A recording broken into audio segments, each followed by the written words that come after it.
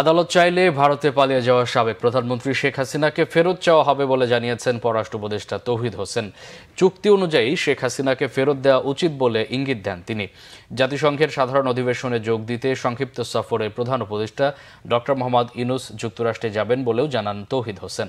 Report করছেন Imrul Kayes. ৫ August ছাত্র জনতার অভ্যুত্থানে পতনের পর জনরোষ থেকে বাঁচতে ক্ষমতা ছেড়ে ভারতে পালিয়ে যান সাবেক প্রধানমন্ত্রী শেখ হাসিনা। এরপরই শেখ হাসিনাকে ফেরত আনা নিয়ে নানা মহল থেকে দাবি উঠতে থাকে। ভারতের সাথে সম্পাদিত বন্দি বিনিময় চুক্তি অনুসারে শেখ হাসিনাকে ফেরত আনা সম্ভব বলে মনে করেন আলোচনা সমালোচনাকারীরা। এ নিয়ে পররাষ্ট্র উপদেষ্টা তৌহিদ হোসেনের কাছে জানতে চাওয়া হলে তিনি বলেন, আইন অনুযায়ী শেখ হাসিনাকে ফেরত চাইবে বাংলাদেশ। যদি লিগ্যাল প্রসেস থেকে একটা প্রশ্ন আসে তাহলে আমরা তো ফেরত চাইব। যদি আইন আদালত আমাদেরকে বলে যে তাকে ফেরত আনার জন্য ব্যবস্থা করবো, আমরা সেটা ব্যবস্থা করার চেষ্টা করবো। ভারত দেবে কিনা সেটা তো তাদের ব্যাপার, তাদের সিদ্ধান্ত। সাবেক প্রধানমন্ত্রীর চুক্তি আছে আমাদের, চাইলে দিতে পারার কথা, কিন্তু সেটা কিন্তু আবার একটু লিগাল প্রসেস থাকে। তো আমি জানি না সেটা কীভাবে হবে, এটা স্পেকুলেট না করাই ভালো। তবে যদি আমাদের লিগাল সিস্টেম চায় যে তাকে ফেরত আনা হোক, আমরা অবশ্যই চেষ্টা করবো ফেরত আনতে। পররাষ্ট্র মন্ত্রণালয়ে সাংবাদিকদের তিনি জানান, এবার জাতিসংঘ অধিবেশনে যোগ দেবেন প্রধান উপদেষ্টা ডক্টর মোহাম্মদ ইউনূস। ইউএনজিএতে যাচ্ছেন, এটা সিদ্ধান্ত হয়েছে। তবে উনি খুব সংক্ষিপ্ত সফর করে চলে আসবেন, মানে যেটা ইনিশিয়ালি যে হয়তো ওয়াশিংটনে গেলেও বেশ কিছু কাজ হতে পারতো, কিন্তু দীর্ঘদিনের জন্য উনি যাবেন না, অল্প সময় থেকে খুব তাড়াতাড়ি নিউ ইয়র্ক থেকে ফিরে আসবেন। ভারতের সাথে সম্পাদিত সমঝোতা স্মারক দেশের স্বার্থে কিনা তা দেখা হবে বলে জানান তৌহিদ হোসেন। ইমরুল কায়েস, বাংলা ভিশন, ঢাকা। ঢাকা ৭ সংসদীয় আসনের সাবেক সংসদ সদস্য ও আওয়ামী লীগ নেতা হাজী মোহাম্মদ সেলিমকে রাজধানীর বংশাল থেকে আটক করেছে ঢাকা মহানগর গোয়েন্দা পুলিশের একটি দল। রবিবার দিবাগত রাতে তাকে আটক করা হয় বলে জানান গোয়েন্দা পুলিশের যুগ্ম কমিশনার মোহাম্মদ রবিউল হোসেন ভূঁইয়া। তিনি জানান, হাজী সেলিমের বিরুদ্ধে একাধিক মামলা থাকায় রাতেই তাকে বংশাল থেকে গ্রেফতার করে ডিবি কার্যালয়ে নেওয়া হয়েছে। আজ সোমবার তাকে আদালতে নেওয়ার কথা রয়েছে। কোটা সংস্কার আন্দোলনের সময় শিক্ষার্থীদের তোপের মুখে পড়েন আলোচিত সাবেক এই সংসদ সদস্য। সেই ঘটনার একটি ভিডিও সামাজিক মাধ্যমে ছড়িয়ে পড়ে। এর আগে অবৈধ সম্পদ অর্জনের অভিযোগে দুর্নীতি দমন কমিশনের মামলায় 2008 সালে 13 বছরের সাজা হয় তার। পরবর্তীতে 2022 সালে এই সাজা কমিয়ে 10 বছর করে হাইকোর্ট।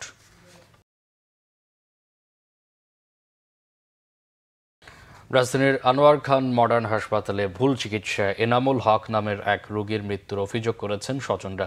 রবিবার সন্ধ্যায় কিডনি অপারেশনের সময় তার মৃত্যু হয়। স্বজনদের অভিযোগ, রাত 11টায় অপারেশন করার কথা থাকলেও সন্ধ্যা 7টায় তড়িঘড়ি অপারেশনের কারণে মারা যান রোগী।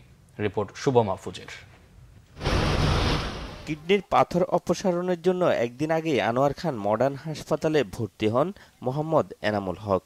তার ভাই হারুন রশিদের অভিযোগ, 4 দিন পর্যবেক্ষণে রাখার পর অপারেশনের কথা থাকলেও ডাক্তারের চাপে সেটিকে নিয়ে আসা হয় একদিনে।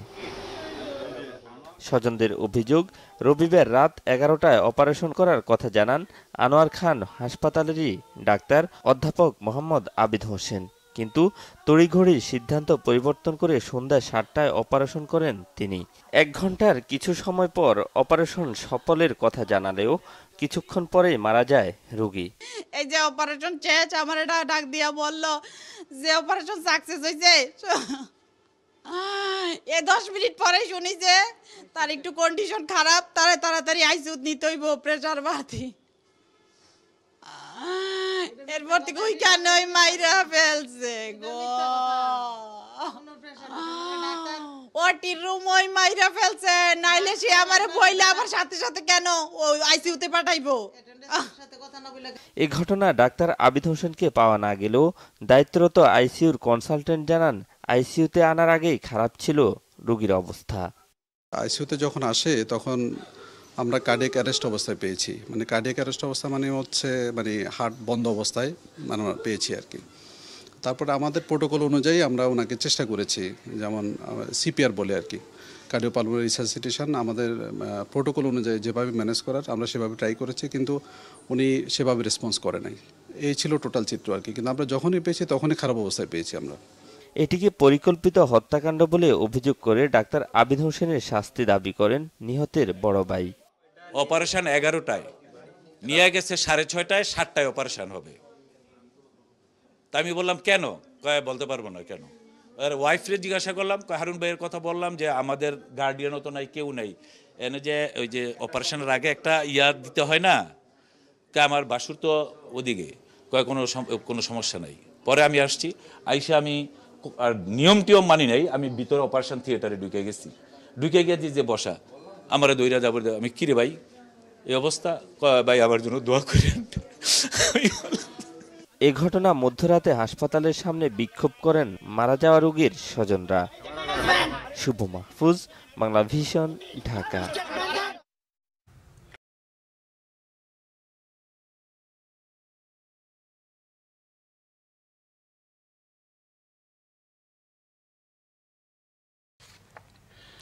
রাজশাহীর পবা উপজেলার দুর্গমচর মাঝারদিয়ার এলাকায় পদ্মায় নৌকাডুবির ঘটনা এখনও 4 জন নিখোঁজ রয়েছে। পদ্মায় শ্রমিক পরিবহন করার সময় রবিবার রাতে এই নৌকাডুবির ঘটনা ঘটে। নৌকার আরোহী 16 শ্রমিকের 12 জন সাঁতরে পাড়ে উঠতে পারলেও 4 জন নিখোঁজ আছে। এরা হলেন চর মাঝারদিয়ার গ্রামের বাসিন্দা সবুজ, রাজু, ফারুক ও মোহাম্মদ আলী। হরিপুর ইউনিয়নের 1 নম্বর ওয়ার্ডের সদস্য হুমায়ুন কবির জানান, নৌকার যাত্রীরা শহরে শ্রমিকের কাজ করে। সেখান থেকে সন্ধ্যার পর তারা ডিঙ্গি নৌকায় করে চর মাঝারদিয়ার এলাকায় রওনা দেয়।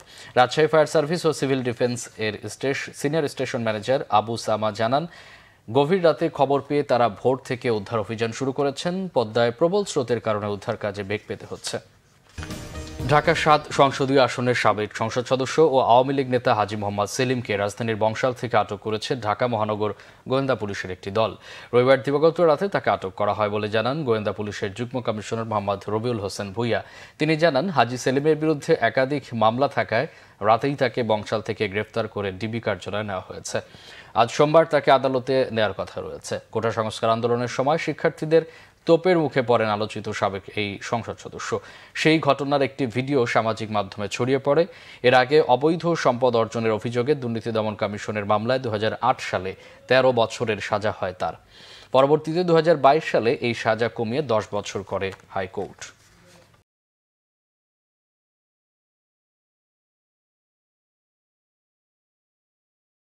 এই ছিল এখনকার মতো। পরে সংবাদ বেলা 12টায় দেখার আমন্ত্রণ রইল। এছাড়া বাংলা ভিশন সংবাদ ও সংবাদ সংশ্লিষ্ট অনুষ্ঠান দেখতে ভিজিট করুন www.bfnews24.com ও facebook.com/banglavisionnews এবং সাবস্ক্রাইব করুন youtube.com/banglavisionnews।